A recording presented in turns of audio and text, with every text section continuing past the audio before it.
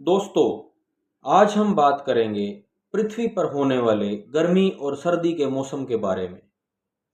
अक्सर आम लोग जब गर्मियों की बात करते हैं तो वे कहते हैं कि गर्मियों में पृथ्वी सूरज के पास आ जाती है, इस वजह से उस क्षेत्र में गर्मी होती है जो सूरज के पास होता है।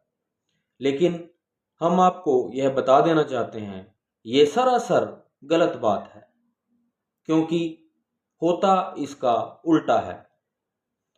सर्दियों में पृथ्वी गर्मियों के मुकाबले सूरज के ज्यादा पास होती है।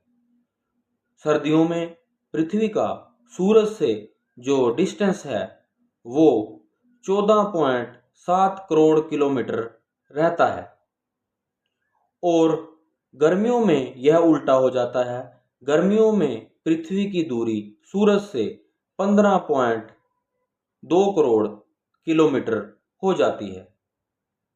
तो इस हिसाब से देखा जाए तो पृथ्वी की गर्मियों में सूरज से दूरी ज़्यादा होती है सर्दियों के मुकाबले। जब पृथ्वी की दूरी सूरज से ज़्यादा होती है तब उसे एपहीलियन कहा जाता है, और जब पृथ्वी की दूरी सूर्य से कम होती है तब उसे प्रीहीलियन कहा जाता है।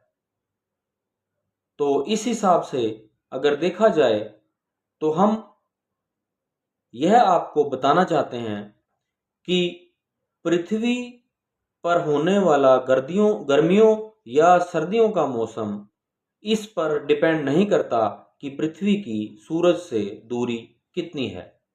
असल में पृथ्वी अपने एक्सिस पर, जिसे हिंदी में अक्ष भी कहा जाता है, 23 डिग्री पर टिल्ट होकर घूमती है। इस हिसाब से पृथ्वी पर गर्मियां तब आती हैं जब पृथ्वी का जो हिस्सा सूरज की तरफ झुका हुआ होता है उस हिस्से में गर्मियों का मौसम आ जाता है, क्योंकि उस हिस्से पर सूरज की किरणें सीधी पड़ती हैं और ज़्यादा समय तक पड़ती हैं। इस वजह से वह हिस्सा जो पृथ्वी का वह हिस्सा जो सूरज की तरफ झुका होता है वहाँ गर्मियों का मौसम आ जाता है, और जो हिस्सा विपरीत रहता है वहाँ पर सर्दियों का मौसम आ जाता है।